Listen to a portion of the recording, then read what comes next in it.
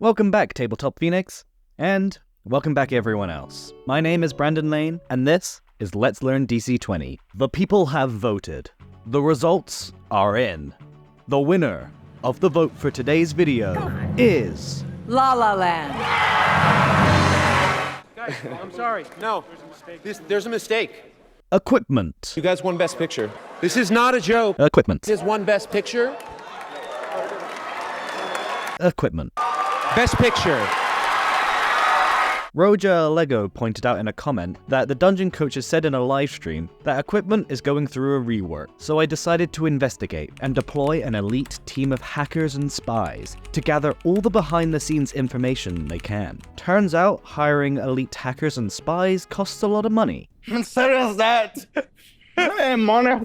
So, I decided the next best thing, and I just asked the Dungeon Coach on Discord instead. He told me that it's only the armor system that's being reworked, so it's okay for us to go over weapons now. When it comes to weapons, they all have a type, style, requirement, properties, and are either magical or mundane. Let's look at weapon types first. Nice and easy, as there's only 2 types. Light weapons are smaller and generally easier to handle. All creatures have a light weapon mastery. That goblin over there? Give him a hammer.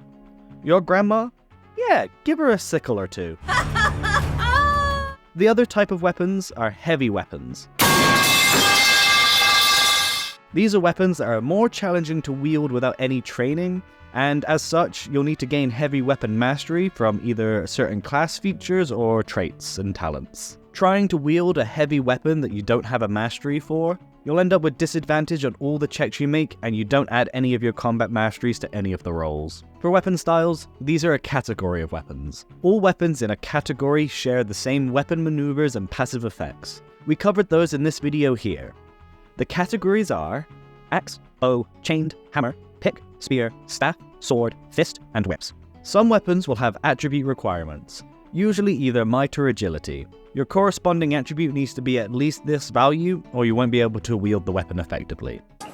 Yeah.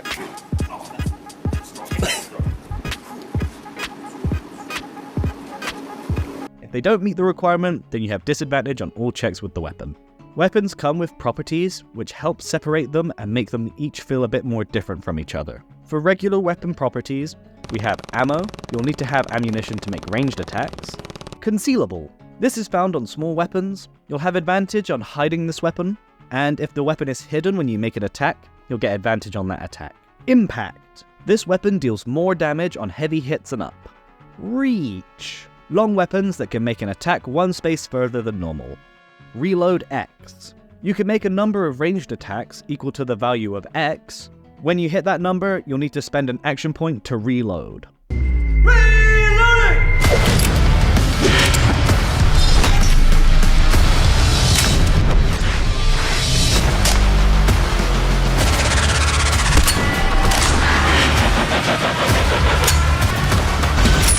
Threatening. Enemies within reach can make an attack of opportunity against you whenever you make an attack with this weapon.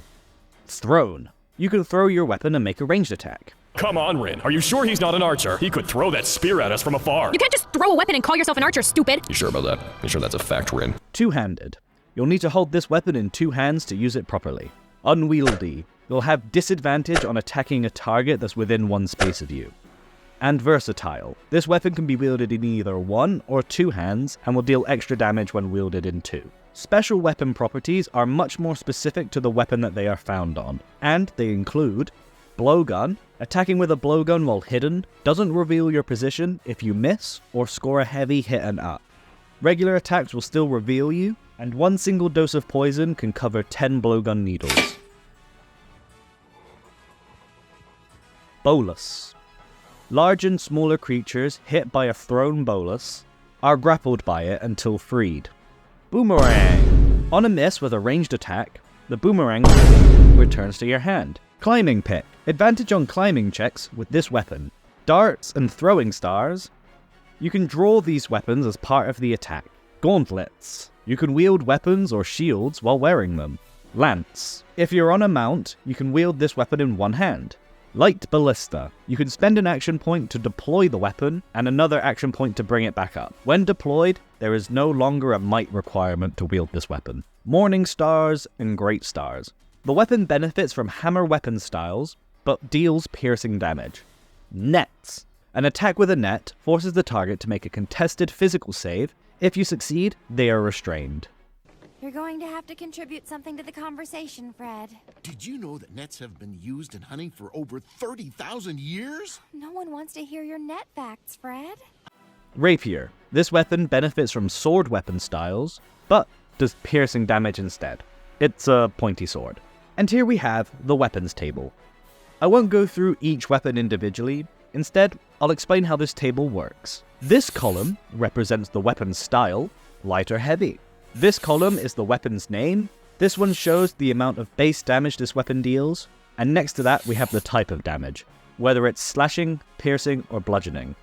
Then, there are stat requirements and properties. The weapons are divided into their weapon styles, and each follow a similar structure for the most part. You'll have the smaller light weapons that deal 1 damage, and that can be thrown and are concealable. Then you'll have light weapons with 2 base damage, and that can be thrown in a smaller range. Then you'll have the versatile light weapon, which can either deal 2 or 3 damage depending on how you wield it. Then there's a heavy weapon dealing 2 damage, that is 2-handed but has reach. And finally, you'll have a heavy weapon that deals 3 damage and has a stat requirement, is 2-handed and has the impact feature. Between the weapon styles and the properties, there's a lot of variations on the kind of things you can do with your weapon. There is also ranged weapons, but if I've done my job well enough, you should be able to decipher this one on your own. In your adventures, you may come across magical weapons. These weapons can come with all kinds of effects, and can let you bypass the resistances to mundane weapon damage.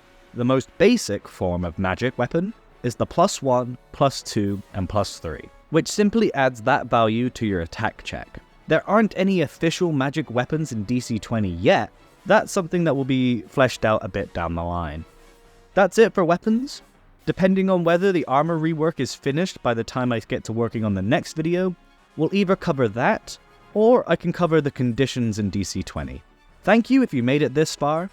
Check out the link in the description for the DC20 Kickstarter that's going live in less than 2 months. And check out the other link to get a copy of the DC20 Alpha for yourself. And as always,